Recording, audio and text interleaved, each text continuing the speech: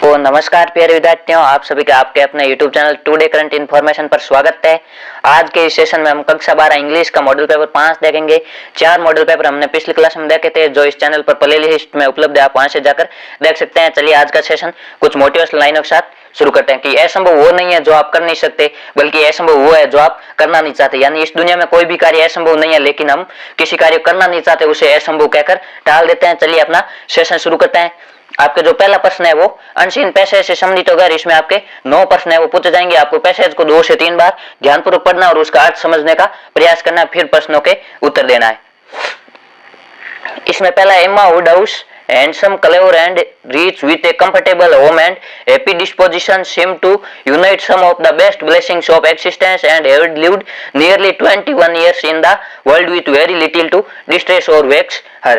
जो Emma Woodhouse है वो बहुत ही सुंदर, क्लेवर यानी चतुर और अमीर घर से निवास करती है, और कंफर्टेबल यानी जो रहने योग्य या जो सुरक्षित हो उस फैमिली से निवास करती है। हैप्पी डिस्पोजिशन यानी खुश मिजाज स्वभाव वाली डिस्पोजिशन का होता है आपके स्वभाव। Seem to unite some of the best blessing of existence had lived, वो 21 वर्ष इस घर में है, वो बिना किसी चिंता के रह रही। डिस्ट्रेस का होता है चिंता। आगे, she was the youngest of the 2 daughters of a most affectionate intelligent father and had in consequence of her sister's marriage been mistress of his house from a very early period। यानी कि वह अपने पिता की 2 पुत्रियों में से सबसे बड़ी है और अपनी छोटी बहन का विवाह हो जाने के बाद वह घर की एकमात्र मिस्ट्रेस है। Her mother had died too long for to have more than an indistinct remembrance of her caresses सेज, यानी उसकी माताजी का निधन है वो जब वो छोटी थी तभी हो गया था। And her place had been supplied by an excellent woman as governess, उसकी जगह पर एक आकर्षक महिला गवर्नेंस के रूप में कार्य करती है। Who had Fallon little short of a mother in affection, जो माताजी की तुलना में थोड़ा ही कम प्यार करती है, यानी वो माताजी की तरह उनको रखती है। आगे, 16 years has mister Taylor been in mister Woods family less as governess than a friend. जो मिस्टर टेलर है, ये आपके जो गवर्नेंस है उसका नाम है, उसको यहाँ ज्वाइन किए 16 साल हो गए। जो मिस्टर वुडहाउस की फैमिली के साथ रहती है वो गवर्नेंस के रूप में कम और मित्र के रूप में अधिक भूमिका निभाती है। Very fond of both daughters, but particularly of Emma. Between them, it was more the intimacy of sisters। ये उन दोनों का माताजी के समान ख्याल रखती है। Even before Miss Taylor had ceased to hold the nominal office of governess, the mildness of her temper had hardly allowed her to impose any restraint, and the shadow of authority being now long passed away, they had been living together as friend or friend, very mutually attached, and Emma doing just what she liked, highly estimating Miss Taylor's judgment but redirected chiefly by her own। यानी जो Emma है वो mister Taylor के साथ मित्रवत व्यवहार करती है। जो मिस्टर टेलर है उनके परिवार के साथ गवर्नेंस के रूप में कम और मित्र के रूप में ज्यादा रहती है। उनका पूरी तरह जिस प्रकार माताजी ख्याल रखती थी उसी प्रकार ख्याल रखती है। जो एम्मा है वो मिस्टर टेलर के जो निर्णय होता है या उनकी जो बात होती है उनको मानती है, लेकिन करती है अपने अनुसार, या directed chiefly by her own, यानी अपने स्वयं के अनुसार ही चलती है। The real evils indeed of Emma's situation were the power of having rather too much her own way a disposition of think to little too well of herself. These were the disadvantages which threatened alloy to her many enjoyments. आपके disadvantage का होता है इसके नुकसान, यानी ये एक वास्तविक रूप से तथ्य है कि जो एम्मा है वो अपने अनुसार चलती है, जो मिस टेलर के निर्णय को नहीं मानती, इसके कारण वो अनेक आनंदों से भी वंचित रह जाती है। The danger however was at present so unperceived that they did not by any means rank as misfortunate with her। sorrow come a gentle sorrow but not at all in the shape of any disagreeable consciousness। Miss Taylor married, Miss Taylor की है वो शादी हो गई थी। It was Miss Taylor's loss which first brought grief। ये mister Taylor का छोड़ नहीं था जो उसने प्रथम बार इमा को दुख पहुंचा। ग्रीफ का अर्थ होता है दुख। It was on the wedding day of beloved friend that Emma first sat in mournful thought of any continuance, the wedding over and the bride people gone, her father herself are left to dine together with no prospect of a third to cheer a long evening। Her father composed himself to sleep after dinner as usual, and she had not only to sit think of what she had lost। यानी जब miss Taylor की शादी हो गई तब है वो दुल्हन वाले लोग चले गए। उसके बाद एम्मा और उसके पिताजी वापस घर आए। एम्मा के पिताजी सो गए, लेकिन एम्मा है वो बैठी रही और ये सोचने लगी कि उसने क्या खो दिया, उसने मिस टेलर को खो दिया है। इस प्रकार आपके ये पैसे जो एक एम्मा और मिस टेलर का जो मित्रवत व्यवहार है उसके बारे में बताए गए। इसमें पहला प्रश्न है, what are the qualities of Emma Woodhouse. Emma Woodhouse में क्या क्या गुण थे। जो एमा वुडहाउस में है वो, she is smart, clever and rich with A comfortable home and happy disposition. एमा है वो स्मार्ट यानी आकर्षक थी, क्लेवर यानी चतुर थी, और रिच यानी ईमानदार और अमीर थी, और हैप्पी डिस्पोजिशन यानी खुश मिजाज स्वभाव वाली थी। दूसरा प्रश्न है, what do you know about Emma's father. आप एमा के पिताजी के बारे में क्या जानते हो, यानी एमा के पिताजी की क्या विशेषता थी। Emma's father is an affectionate and intelligent father, he composes himself to sleep after dinner. वो एक अफेक्शनेट यानी आकर्षक व्यक्तित्व है, और वो डिनर लेने के बाद या रात्रि का भोजन करने के बाद है वो सोना पसंद करते हैं। आगे तीसरा, how does Miss Taylor live in mister Woodhouse family. जो मिस्टर टेलर है वो मिस्टर वुडहाउस की फैमिली में किस प्रकार रहती है। इसमें आपका होगा, in mister Woodhouse family Miss Taylor lives less as a governess than a friend. यानी जो मिस्टर टेलर है वो मिस्टर वुडहाउस की फैमिली में गवर्नेंस के रूप में कम और मित्र के रूप में अधिक रहती है, यानी वो मित्रवत व्यवहार अधिक करती है। आगे चौथा है, which were the disadvantages which threatened alloy to Emma any enjoyment. यानी कौन कौन से नुकसान है जो एमा को कुछ आनंदों का अनुभव कराने से रोकते हैं। इसमें आपके होगा, power of having rather too much her own way and a disposition to think a little too well of herself are the disadvantage। यानी स्वयं के अनुसार ही चलना, हर बात में स्वयं की बात ही मानना, ये कुछ हानियां एमा में जिसके कारण वो कुछ आनंदों से वंचित रहती है। वो मिस्टर वुडहाउस की बात को नहीं मानती है। आगे पांचवा प्रश्न है, व्हेन डिड एमा first sit in mournful thought. एमा है वो दुख भरे विचारों में कब बैठी। इसका आपके होगा, Emma first sat in mournful thought on the wedding day of her beloved friend Miss Taylor. जब उसकी विश्वास प्रिय मित्र मिस टेलर का विवाह, उस समय वो दुख के क्षणों में या चिंतित क्षणों में बैठी या चिंता करने लगी। आगे छठा है, वाई आर एमा and her father left alone in home. एमा और उसके पिताजी है वो अकेले घर में क्यों रह गए। इसका आपके होगा, Emma and her father are left alone in home because of the marriage of their governess. क्योंकि उनकी जो गवर्नेंस मिस टेलर थी उनका विवाह हो गया था। इस प्रकार आपके ये 6 प्रश्न है वो भाषा से संबंधित पूछे जाएंगे, और 3 प्रश्न है वो वोकेब से संबंधित होंगे। इसमें आपको सिमिलर वर्ड है वो ढूंढ कर लिखना है। इसमें पहला है टेम्परामेंट। टेम्परामेंट का अर्थ होता है स्वभाव। इसका आपके होगा डिस्पोजिशन, जो इस पैसेज में आया। डिस्पोजिशन का अर्थ भी आपके होता है स्वभाव। आगे 8वां है डिसीजन। डिसीजन का अर्थ होता है निर्णय, और जजमेंट का अर्थ भी होता है निर्णय। इसमें आपके सही उत्तर होगा जजमेंट। और 9वां है डोलफुल यानी दुख भरे क्षण या चिंतित करने वाले क्षण। इसका आपके होगा मोर्नफुल यानी दुखी क्षण। इस प्रकार आपके पहले पैसे से 9 प्रश्न है वो पूछे जाएंगे। आगे दूसरा प्रश्न भी पैसे से संबंधित रहना है। इसमें आपके 6 नंबर के प्रश्न है वो पूछे जाएंगे। ये पैसेज है वो छोटा होगा। इसमें है, in India March 8 has been celebrated as women's day for several decades. यानी अनेक दशकों से भारत में 7 मार्च है वो महिला दिवस के रूप में मनाया जा रहा है। It received a major boost during the tenure of Prime Minister Indira Gandhi and later Prime Minister Rajiv Gandhi, who made it a practice to invite a large number of women of substance to a celebratory get together in Delhi। यानी पूर्व प्रधानमंत्री इंदिरा गांधी और उसके बाद प्रधानमंत्री राजीव गांधी के काल में वो इस महिला दिवस को बहुत अधिक शक्ति मिली। As more and more Indian women become aware of their equal status and right to education and opportunity, यानी अधिक से अधिक भारतीय महिलाएं वो अपनी समान स्थिति और शिक्षा के अधिकार और अवसरों के प्रति जागरूक हो रही है। मार्च 8 एक्वर्स से ग्रेटर एंड वाइडर सिग्निफिकेंस, जो कि 8 मार्च को है, एक महान और फैले हुए संकेत दिखाई दे रहा है। Today as 21st century Indian women celebrate their awesome achievements. आज 21वीं शताब्दी में भारतीय महिलाएं वो अपनी सुंदर जो उपलब्धियां उनको मना रही है। They continue to spell out their dream for the future of the country. वे देश के लिए अपने सपनों को जान दे रही है, या अपने सपनों के अनुसार है देश को चला रही है। March 8 become a symbolic day for recognizing their vision and contribution to the building of India. 8 March है वो एक प्रतीकात्मक दिन है, जब वह अपनी पहचान बताती है और अपना विजन बताती है और देश के लिए क्या योगदान देती है, देश राष्ट्र निर्माण में क्या क्या योगदान देती है, ये 8 मार्च के दिन बताती है। In the last few years women's day celebrations have encouraged them to come together in innumerable seminars, networking, gathering and even sponsored parties. It is time when powerful men from all walks of life pay rich tributes to Indian women। ये वह समय जब अधिकतर जो अमीर लोग या जो प्रसिद्धि प्राप्त लोग है वो महिलाओं के जो त्याग है उनके प्रति समर्पित रहते हैं example is a priceless remark made by Amitabh Bachchan. जैसा कि अमिताभ बच्चन ने बताया गया, ही सेड, यानी अमिताभ बच्चन कहते हैं, अमिताभ बच्चन जो एक भारत के महान एक्टर है और जो केबीसी के संस्थापक भी, यानी जो कौन बनेगा करोड़पति संस्था है उसके मालिक भी अमिताभ बच्चन है। उन्होंने महिलाओं के बारे में क्या कहा है? It is clear that the 21st century belongs to women, यानी यह स्पष्ट है कि 21वीं शताब्दी महिलाओं की शताब्दी है।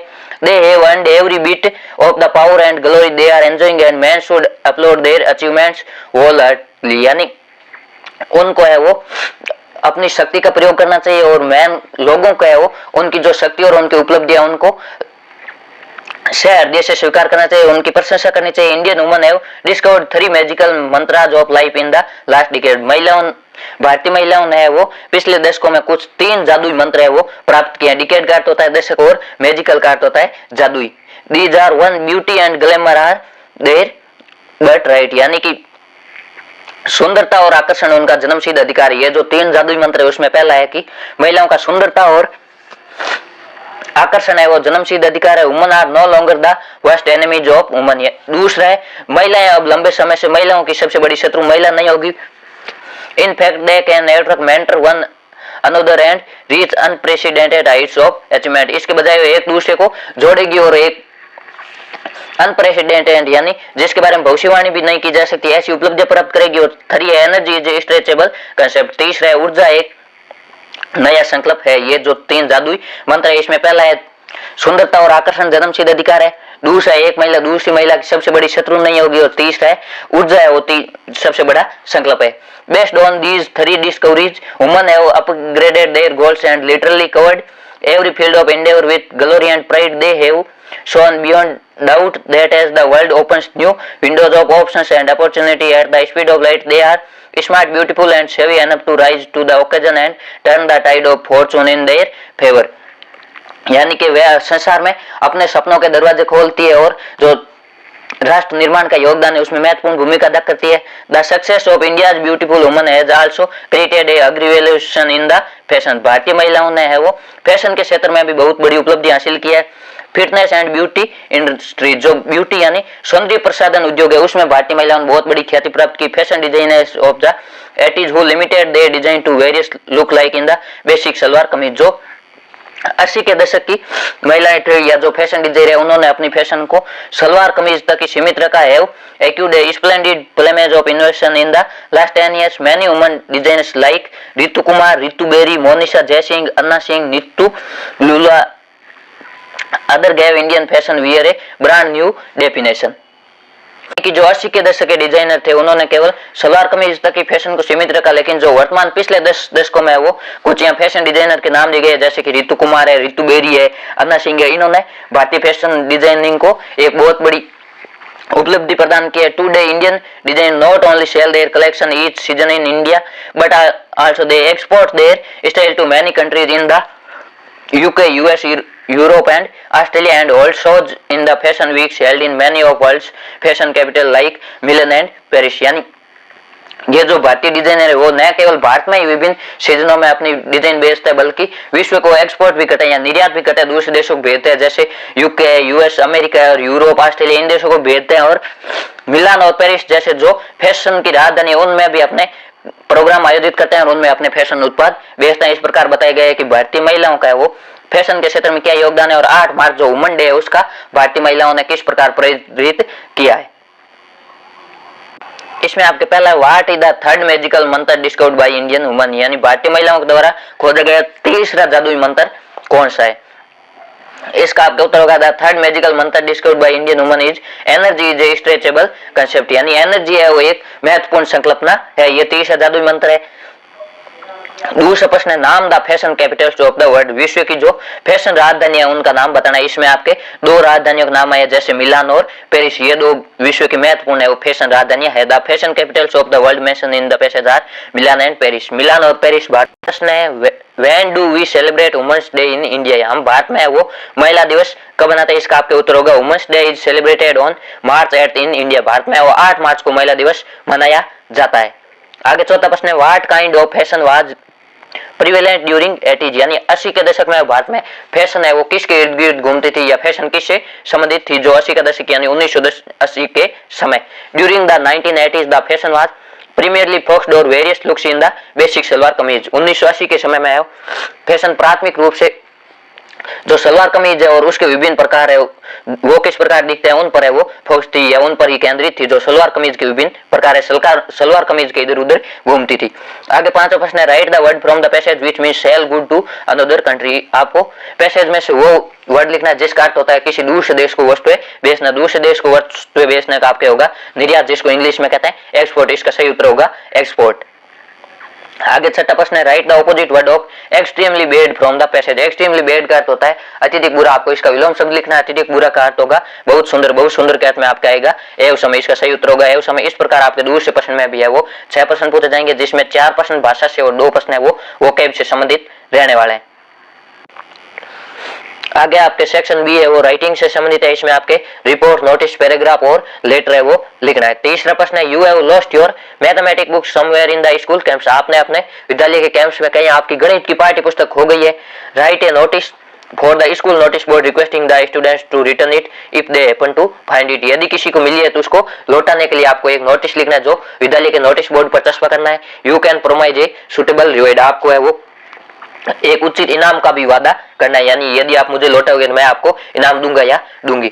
नोटिस में आपको सबसे पहले विद्यालय का नाम लिखना है। विद्यालय का नाम हमेशा आपको कैपिटल अक्षरों में है वो लिखना है। फिर स्कूल के नाम के जस्ट नीचे आपको दिनांक लिखनी है। फिर पेज के बीचों बीच में कैपिटल अक्षरों में नोटिस लिखना है। नोटिस के बाद जो नोटिस की हेडिंग है वो आपको लिखनी है। जैसे कोई प्रोग्राम है, जैसे ब्लड डोनेशन कैंप है तो आप लिख सकते हो ब्लड डोनेशन कैंप। यदि कोई चीज खो गई है तो लिख सकते हो लॉस्ट, कोई चीज मिली है तो लिख सकते हो found.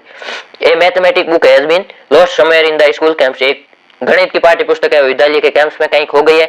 All the student are request to return it if they happen to find it. सभी विद्यार्थियों से निवेदन है कि वे इसे लौटा दे यदि उन्हें मिली है। A gel pen will be rewarded. एक जेल पेन है उनको इनाम के रूप में दिया जाएगा।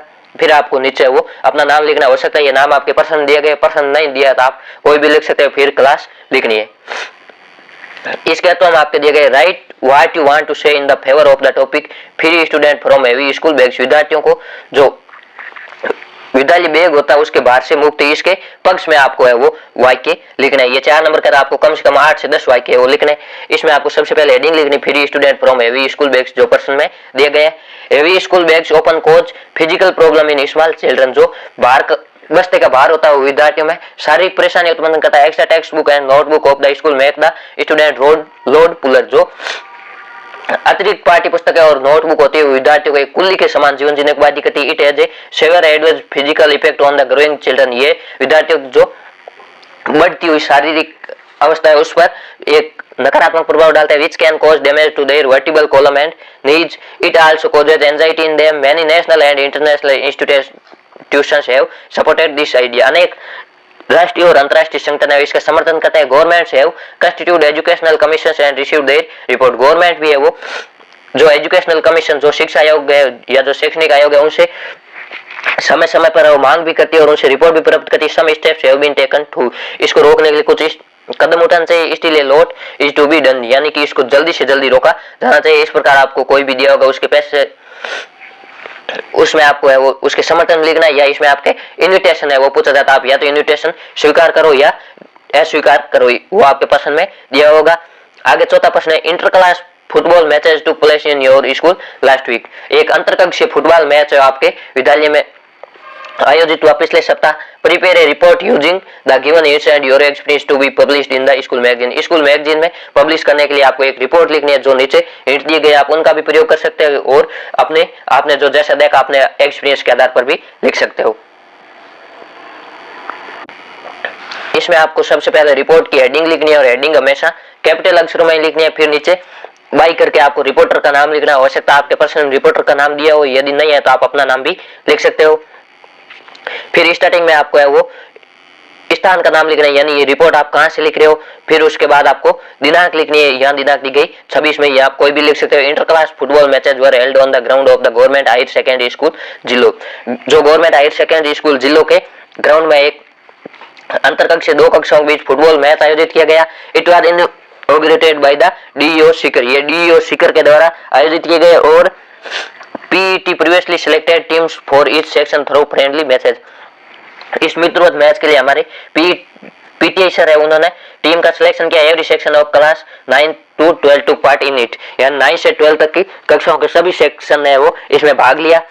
Total 18 teams participated in the match, total है वो 18 टीमों ने इसमें भाग लिया। Many interesting matches were played, अनेक आनंदित मैच खेले गए। Almost all the players were stout, tall, well built, smart, fresh and energetic, जो अधिकतर खिलाड़ी थे वो एनर्जेटिक यानी ऊर्जावान थे। द टूर्नामेंट लास्टेड 7 डेज, जो टूर्नामेंट है वो पिछले 7 दिन चला। The first and the second prices were in the favour of class 12th C and 11th B, जो प्रथम स्थान है वो 12th C ने प्राप्त किया और दूसरा स्थान है वो 11th B ने प्राप्त किया। सभी ने उनका सम्मान किया। इस प्रकार आपको जो कोई भी प्रोग्राम हुआ उस पर रिपोर्ट लिखनी। रिपोर्ट हमेशा आपको पास्ट टेंस में ही लिखनी, यानी घटना पहले घटित हो गई आप उसके बाद उसका वर्णन कर रहे हो। इसके बाद आपके right a paragraph on the topic the value of books with the help of given close, यहाँ आपके जो वर्ड दिए गए आप उनका प्रयोग करके पुस्तकों का क्या मैं, तो इस टॉपिक पर आपको पैराग्राफ है वो लिखना है। ये 5 नंबर का रहने वाला है, तो आपको पैराग्राफ को कम से कम 10 लाइन में वो लिखना है। पैराग्राफ में आपको सबसे पहले हेडिंग लिखनी है, द वैल्यू ऑफ बुक्स यानी पाठ्य पुस्तकों का महत्व। Books are great value in our life, they provided us all that we need in life, यानी पुस्तकों का हमारे जीवन में बहुत अधिक महत्व है। ये हमें वो प्रदान करती जो हम लाइफ में चाहते हैं।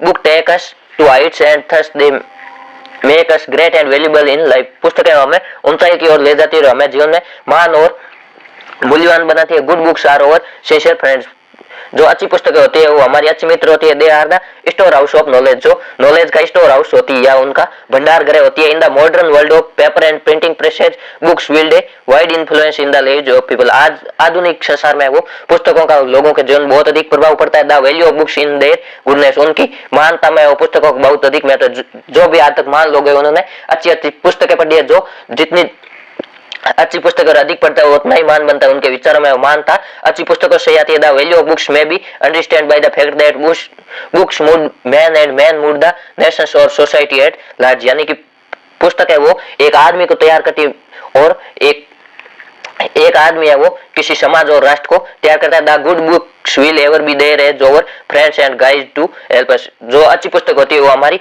मित्र और हमारे गाइड के रूप में हमारी हेल्प करती है।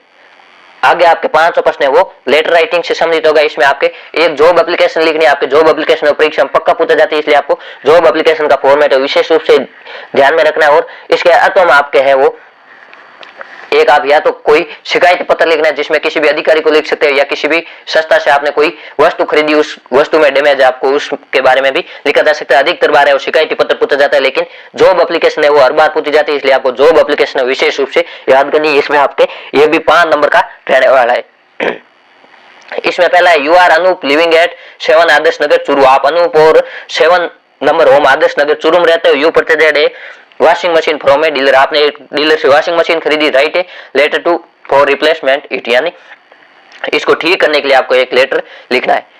ये आपके बिजनेस लेटर होगा। इसमें आपको सबसे पहले अपना एड्रेस लिखना है जो दिए गए 7 आदर्श नगर चूरू, फिर आपको दिनांक लिखनी है, फिर आपने जिस संस्था को आप लिख रहे हैं उसके एड्रेस को लिखना है। The manager LG electronic MG road Jaipur, आपने इनसे खरीदा, आपको इनको लिखना है। Subject complaint regarding a defective washing machine, यानी एक खराब वॉशिंग मशीन के बारे में शिकायत। Dear sir I bought a washing machine from your showroom with a warranty of 2 years, मैंने आपके शोरूम से एक वॉशिंग मशीन खरीदी जो 2 साल की वारंटी के साथ है। But only 2 days have passed by and it has started troubling me, लेकिन केवल 8 दिन बीते और उसने मुझको परेशान करना प्रारंभ कर दिया। It is not functioning properly while create a loud noise during the washing of clothes, यह वो सही तरीके से कार्य नहीं करी और जब कपड़े धुलता है तो बहुत अधिक आवाज करती है। So please make a replacement for it, कृपया इसको बदलने की कृपा कीजिए। योर्स फेथफुली, और फिर आपको नीचे जो पसंद नाम दिए गए हो अपना नाम लिखना है। ये बिजनेस लेटर भी आपके आ सकता है और इसके अर्थ में आपके जॉब एप्लीकेशन हमेशा आता है।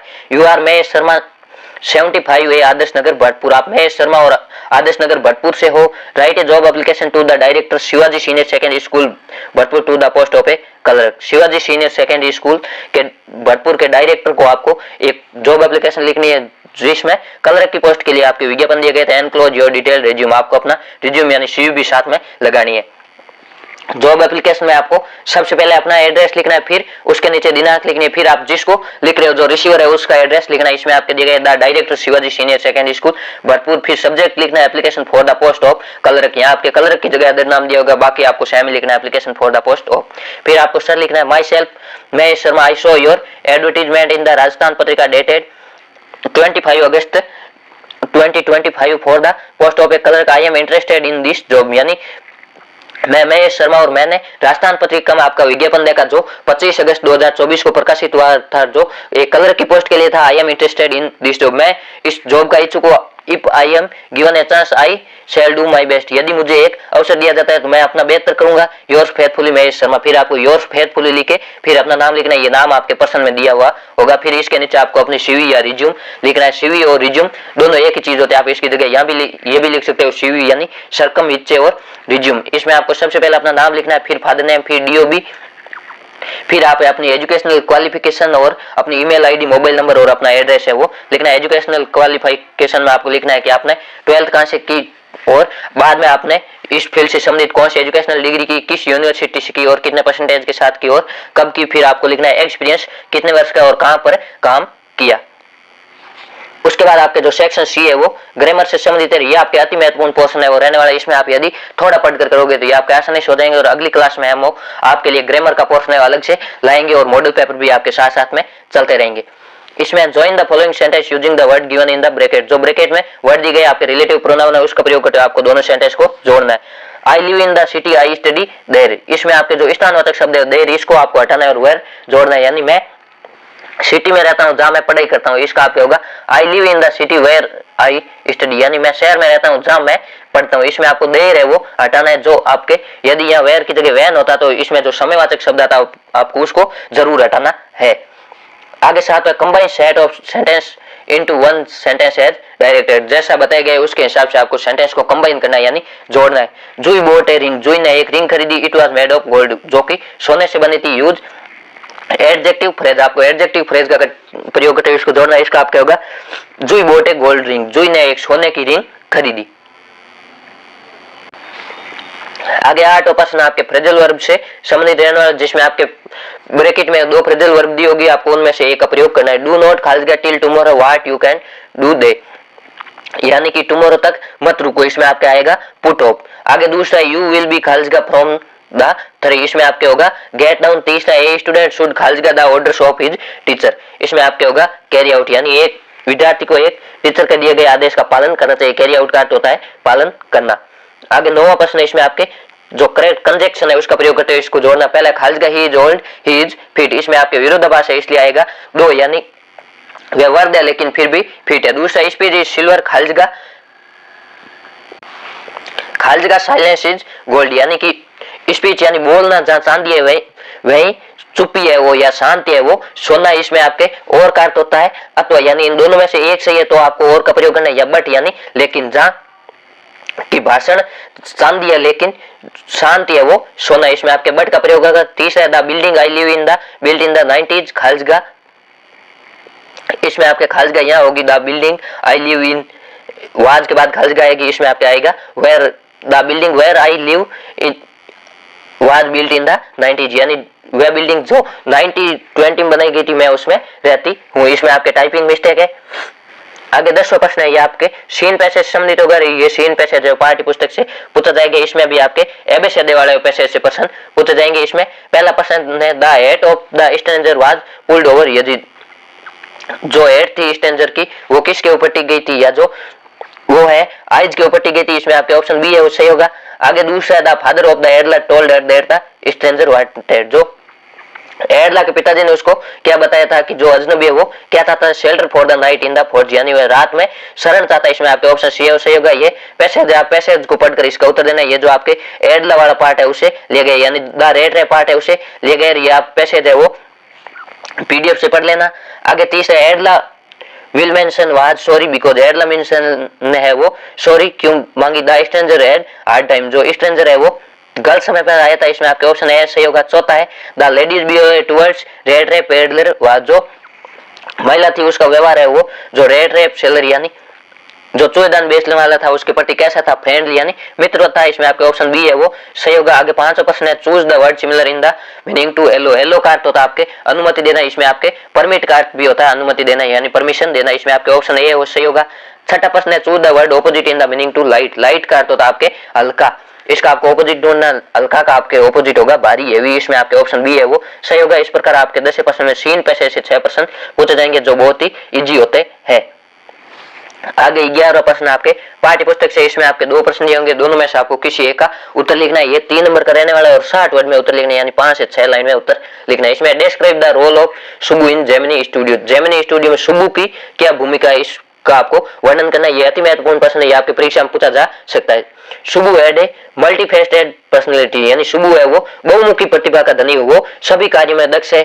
He was highly talented, वह बहुमुखी प्रतिभा का धनी। He was loyal to his boss, वह अपने बॉस के प्रति वफादार है। He had turned all his credit to his boss the advantage, उसने अपने बॉस के लाभ के लिए सभी रचनात्मक कार्य किया। He performed subsidiary role in film. सुबु was the number 2 at Gemini Studio. सुबु है वो Gemini Studio में दूसरे स्थान पर था। He gave direction and definition to Gemini Studio in its golden years, उसके स्वर्णिम वर्षों में उसने जेमिनी स्टूडियो को दिशा और संकल्प दोनों दिए। He was a poet, novelist and actor, वो एक कवि भी है, एक उपन्यासकार भी और एक्टर भी है। Rolled into one in Gemini studio, वो एकमात्र ऐसा है जो जिसने कवि का भी रोल निभाया, उपन्यासकार का भी निभाया और एक्टर का भी रोल निभाया जेमिनी स्टूडियो में। इस प्रकार हम कह सकते हैं सुबु है वो जेमिनी स्टूडियो में दूसरे स्थान पर था और जेमिनी स्टूडियो में उसकी महत्वपूर्ण भूमिका है। वो बहुमुखी प्रतिभा का धनी, इसलिए हर कार्य करने में दक्ष है और अपने बॉस के प्रति वफादार है। इसके अलावा मैं आपके why do you think Gandhi ji considered the Champaran episode to be turning point in his life. आप क्यों सोचते हैं कि गांधी जी सोचते थे कि जो चंपारण की घटना है वो इसके जीवन का एक टर्निंग पॉइंट है या निर्णायक बिंदु, तो आपको इन दोनों में से कोई एक करना है। इसका आपको होगा the Champaran episode showed him that the people of India could wine freedom for themselves by following truth and non violence, यानी जो चंपारण की घटना है वो बताती है कि चंपारण की घटना वो गांधी जी बताते हैं कि भारत के लोग हैं वो स्वतंत्रता के लिए जीत हासिल कर सकते हैं सत्य और अहिंसा का प्रयोग करते हुए। Gandhi ji and his way of working ahead succeed, Gandhi ji और उनका कार्य करने का तरीका है वो सफल हुआ। ही declared that the British could not order him about in his oven country, यानी कि उन्होंने घोषणा कर दी थी कि जो अंग्रेज लोग हैं अब उन पर आदेश नहीं चला पाएंगे। He had every right to say his problems, अब प्रत्येक व्यक्ति को अपनी समस्या कहने का अधिकार था। He with help of other people could win the battle against the opposers, उन्होंने विरोधियों के खिलाफ अन्य लोगों के सहयोग से युद्ध जीता था। So it was a turning point in his life, यानी उन्होंने अंग्रेजों के खिलाफ जो जंग छेड़ी थी वो जंग जीत गए थे, इसलिए उसके जीवन में ये एक निर्णायक बिंदु था। आगे 12 प्रश्न है, आपको दोनों प्रश्नों का उत्तर है वो 20 से 30 वर्ड 2 से 3 लाइन देना है और दोनों प्रश्न है वो 2-2 नंबर के रहने वाले। इसमें पहला है why did Saheb family migrate to India, Saheb की फैमिली है वो इंडिया में प्रवास करने के लिए बाध्य क्यों हुई, यानी भारत क्यों आई। Saheb family lived in Dhaka, Saheb की परिवार है वो ढाका में रहता था। There are many storms that swept away their fields and homes, वहां बहुत अधिक तूफान आए यानी बाढ़ आए जिसके कारण उनके घर और खेत बह गए। So they left Dhaka for Delhi to earn their livelihood, इस कारण उन्होंने अपने आजीविका कमाने के लिए ढाका छोड़ा और दिल्ली में है वो आजीविका कमाने के लिए आ गए। दूसरा है what was Kipling stand regarding interview, यानी किपलिंग का इंटरव्यू के अनुसार क्या मत है या इंटरव्यू पर किपलिंग का क्या मत है। For Kipling an interview was immoral and it was a crime, Kipling के लिए इंटरव्यू है वो अनैतिक और ये एक अपराध है। N assault and an offence that deserves punishment, जिसके लिए ये क्राइम है जिसके लिए वो सजा का प्रावधान होना चाहिए। किपलिंग की दृष्टि में इंटरव्यू एक अनैतिक और एक अपराध है।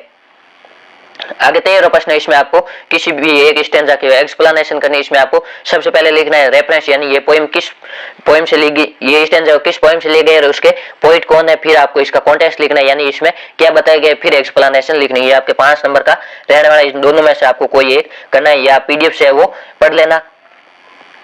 आगे 14वां प्रश्न है answer the following question in about 60 word, ये भी आपके 3 नंबर का रहना है और आपको 60 वर्ड में इनका उत्तर देना है, दोनों में से किसी एक का।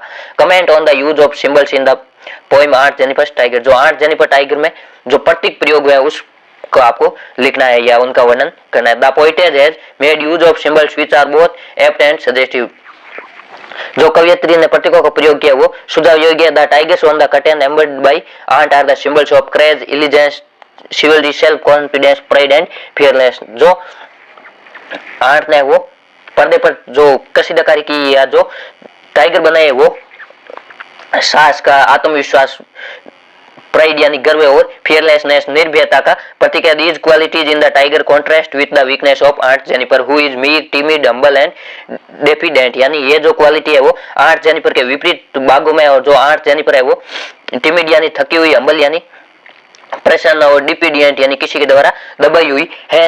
Arts flattering finger symbolise her physical and mental disability. Art Jennifer की जो हाँपती हुई या जो कांपती हुई अंगुलियां ये इस बात का प्रतीक है कि उसका शारीरिक और मानसिक अयोग्यता को दर्शाती है, या जो उसकी शारीरिक और मानसिक स्थिति उसको दर्शाती है। Uncle's wedding band and ring symbolize his tyranny and cruelty. Uncle का जो वैवाहिक बंधन और जो रिंग है वो इस बात का प्रतीक है कि वह निर्दयी है या उनकी बातों को उनका हक दबाते हैं। इस प्रकार आर्ट जेनिफर टाइगर में वो सिंबल का प्रयोग हुआ है। इसके अर्थों में how does the poetess put away the worrying thoughts from her about her mother, यानी लेखिका ने अपने माता के प्रति जो चिंतित करने वाले थॉट थे उनसे अपना ध्यान किस प्रकार हटाई। ये माई मदर एट 66 पॉइंट से लेकर the poet is going to Cochin, जो लेखिका है वो कोची जा रही थी। Her mother accompanies her up to the Cochin airport, और उसकी माताजी उसके साथ कोची एयरपोर्ट जा रही थी। Her mother is old and her face is pale and sickly like that of a dead person, जिस प्रकार एक मृत व्यक्ति का चेहरा होता है उस प्रकार उसकी माता जो है वो वर्ड थे और उसका चेहरा वो पीला था और बीमार था। She diverts her attention by looking out of the window of her car, उसने अपनी कार से बाहर देखकर अपना ध्यान डाइवर्ट किया यानी ध्यान हटाया। She looks at the young trees rushing parts and happy children running out of their house, उसने वो युवा पेड़ों को तेजी से दौड़ते हुए देखा और जो खुश बच्चे थे उनको अपने घरों से बाहर आते हुए देखा। He gives her relief from worrying thoughts, ये जो दौड़ते हुए युवा पेड़ थे और जो घरों से बाहर निकलते हुए खुश बच्चे दिखाई दे रहे थे, उन्होंने उसको कुछ जो चिंतित क्षण थे, उन जो चिंतित करने वाले विचार थे उनसे मुक्ति दी या उनसे राहत मिली। आगे 15 प्रश्न है, इसमें भी आपको 20-30 वर्डों में उत्तर देना है। ये भी आपके 2-2 नंबर के रहने वाले। इसमें पहला what will be an exotic moment, एक आश्चर्यजनक क्षण कब होगा। Keeping still would be an exotic moment because all human activities will stop, यानी जब सब शांत रहेंगे तब एक आश्चर्यजनक क्षण होगा क्योंकि सभी मानवीय गतिविधियां वो रुक जाएगी। There would be no activities of man and machinery, वहां पर है वो मनुष्य और मशीन की कोई भी अनावश्यक गतिविधि नहीं होगी, तब एक आश्चर्यजनक क्षण होगा। दूसरा, why do some car owners stop at the stand, क्यों कुछ है वो जो कार चलाने वाले या जो लोग है वो स्टैंड पर क्यों रुकते हैं। Some car owners stop there to ask about the route, वहां पर कुछ लोग है वो रास्ते के बारे में पूछने के लिए रुकते हैं। टेक ए बैक टर्न, एक टर्न लेने के लिए, और ask if they sell gas, उससे ये पूछने के लिए रुकते हैं क्या वे गैस बेचते हैं। But no stop to buy the farmers product, कोई भी है वो किसान के उत्पाद है उसको खरीदने के लिए नहीं रुकता, अपने अन्य कार्यों के लिए वो रुकते हैं। आगे 16 प्रश्न है, answer the following question in about 60 word, ये भी आपके 3 नंबर का रहने वाला। इसमें आपको 5 से 6 लाइन में उत्तर है वो देना है। इसमें है what prediction was made at the tiger Kings birth how it was proved true, यानी कि जब टाइगर किंग का जन्म हुआ उस समय क्या भविष्यवाणी की गई, ये सत्य किस प्रकार हुई। When the tiger king was born in bull or then the astrologer said that since bull and tiger are enemies the king would be killed by a tiger, यानी जब वर्षभ के घंटों में यानी जो वर्षभ नक्षत्र होता है उस समय वो राजा का जन्म हुआ था, तब जो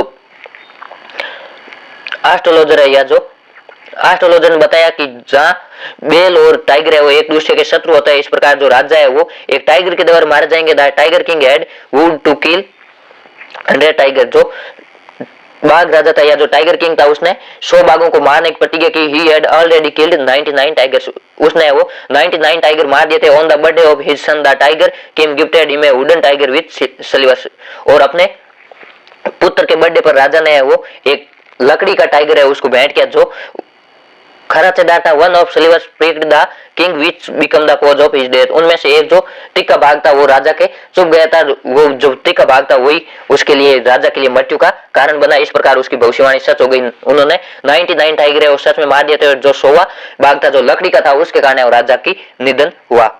इसका तो वहां पे give a character sketch of mister lamb, ये आपके अति महत्वपूर्ण प्रश्न है। ये कैरेक्टर स्केच का एक प्रश्न आपके परीक्षा में पक्का पूछा जाएगा। मिस्टर लैम्ब का आपको चरित्र चित्रण करना, यानी उसके चरित्र की क्या विशेषता थी। इसका आपका mister lamb is the hero of the play on the face of it, on the face of it जो नाटक है उसका मुख्य नायक है वो मिस्टर लैम्ब है। उसकी चारित्रिक विशेषता है one of his legs is made of tin but he leads a normal life, उसकी एक टांग है वो टिन की बनी हुई थी फिर भी वह सामान्य जीवन जीता है। दूसरा, he defeats his loneliness by keeping himself busy in garden, वह अपनी अकेलापन को है स्वयं को गार्डन में बिजी रखे दूर करता है। तीसरा, he is a nature lover, वह एक प्रकृति प्रेमी है। ही लव्स हिज गार्डन, वह अपने गार्डन को प्रेम करता है। ही लव्स बर्ड एंड बीज, वह पक्षियों और मधुमक्खियों से प्रेम करता है। His life is an inspiration to other physically impaired persons, उसका जीवन है जो शारीरिक रूप से विकलांग या अपंग लोग हैं उनके लिए एक प्रेरणा स्रोत है। पांचवा, he has a positive attitude towards life and feel positivity in dairy, वो है उनका एक सकारात्मक दृष्टिकोण है उनके जीवन के प्रति, और वो अपना सकारात्मक दृष्टिकोण है वो डेयरी के जीवन में भी एक सकारात्मक दृष्टिकोण भर देता है, यानी डेयरी को भी उनसे सकारात्मक सीख मिलती है। इस प्रकार आपको जो मिस्टर लैम्ब है उसके चरित्र की विशेषता बतानी है, अति महत्वपूर्ण, ये परीक्षा में पक्का पूछा जाएगा। आगे 17 प्रश्न है, इसमें भी आपको 20-30 वर्ड में उत्तर देना है। इसमें 2 प्रश्न है वो देखिए। इसमें पहला है, what miracle happened when the tiger king was just an infant, जब टाइगर किंग एक शिशु था तब क्या घटना घटित हुई। The 10 days old child said to astrologer, what all who are born will die one day, no one needs a prediction to know this truth, यानी जब राजा 10 दिन का था बच्चे के रूप में तब उसने एस्ट्रोलॉजर को बताया कि इस संसार में जिसने जन्म लिया वो प्रत्येक मरेगा, इसमें कोई भविष्यवाणी की आवश्यकता नहीं। If you could tell the manner of death then it might help people, यदि आप मृत्यु का कारण बता सकते हैं तो ये लोगों की हेल्प करेगा। इसमें दूसरा, on what condition was Anna married to Sadao, Anna ने वो सदाव से किस स्थिति में शादी की। Anna was married to Sadao as she was Japanese, Anna ने वो सदाव से शादी की वह एक जापानी थी। Sadao told all about Anna to his father, Sadao ने अपने पिताजी को अन्ना के बारे में सब कुछ बता दिया। Then their marriage was arranged in a Japanese way, उसके बाद उनका विवाह वो एक जापानीज तरीके से हुआ। आगे आपके 18 प्रश्न है, इसमें आपके एबीसीडी वाले वो प्रश्न पूछे जाएंगे, ये पाठ्य पुस्तक से होंगे। इसमें पहला है, चार्ली वाज सफरिंग फ्रॉम, जो चार्ली था वो किससे पीड़ित था, वो स्ट्रेस यानी चिंता से पीड़ित था। इसमें आपके ऑप्शन बी है वो सही होगा। दूसरा है, when Maharaja killed the first tiger he sent for, जब महाराजा ने है वो पहला टाइगर मारा तब उसने किसको बुलाया, उसने स्टेट एस्ट्रोलॉजर यानी जो राज्य भविष्यवाणी करने वाला था उसको बुलाया। इसमें आपका ऑप्शन सी है सही होगा। आगे तीसरा, the iceberg recorded largest was the size of, जो आइसबर्ग की जो चट्टान है वो किसके बराबर है, ये बेल्जियम के बराबर है। इसमें आपके ऑप्शन सी है वो सही होगा। आगे चौथा प्रश्न है, where did Sadao and Anna keep the man in there, और सदाव और अन्ना ने वो उस आदमी को कहां पर रखा, हिज फादर्स हाउस, उसके पिताजी के कमरे में। इसमें आपके ऑप्शन सी है वो सही होगा। 500 प्रश्न है, Derry's face was burned by, जो डेयरी का चेहरा था वो किससे जल गया था, वो एसिड से जल गया था। इसमें आपके ऑप्शन बी है वो सही होगा। छठा प्रश्न है, शी अडल्ट हरसेल्फ इन, उसने वो स्वयं को कहां पर छुपाया, उसने डार्क कॉर्नर यानी अंधेरे कोने में छिपाया। इसमें आपके ऑप्शन सी है वो सही होगा। सातवां प्रश्न है, the high ranking British officer was fond of, जो हाई रैंकिंग ब्रिटिश ऑफिसर था वो किसका शौकीन था, हंटिंग टाइगर्स यानी बाघों को मारने का शौकीन था। इसमें आपके ऑप्शन ए है वो सही होगा। 8वां प्रश्न है, what was there in the room of mister Lamb, mister Lamb के रूम में क्या था, फुल ऑफ बुक्स यानी वो पुस्तकों से भरा हुआ था। इसमें ऑप्शन सी है वो सही होगा। 9वां प्रश्न है, what would be done to the man who dared to flying a tiger, क्या तो दी गई राजन का यदि कोई बाघ का शिकार करेगा तो उसकी संपत्ति है वो जब्त कर ली जाएगी। इसमें ऑप्शन सी है वो सही होगा। इस प्रकार आपके बोर्ड परीक्षा में 18 प्रश्न पूछे जाएंगे। ये 18 प्रश्न अति महत्वपूर्ण प्रश्न है और ये मॉडल पेपर पूरे होने के बाद आपको ग्रामर के प्रश्न है वो सबसे पहले कराए जाएंगे। अगर यदि चैनल पर नए हैं तो चैनल को सब्सक्राइब करें, अपने दोस्तों के साथ भी शेयर करें ताकि उनको भी इन मॉडल पेपरों का फायदा मिल सके। इस मॉडल पेपर की पीडीएफ और टेलीग्राम ग्रुप में डाल दी जाएगी। टेलीग्राम ग्रुप का लिंक है इस वीडियो के डिस्क्रिप्शन में दिया गया, आप वहां से जाकर टेलीग्राम ग्रुप ज्वाइन कर सकते हैं। धन्यवाद, मस्त रहिए, पढ़ाई करते रहिए।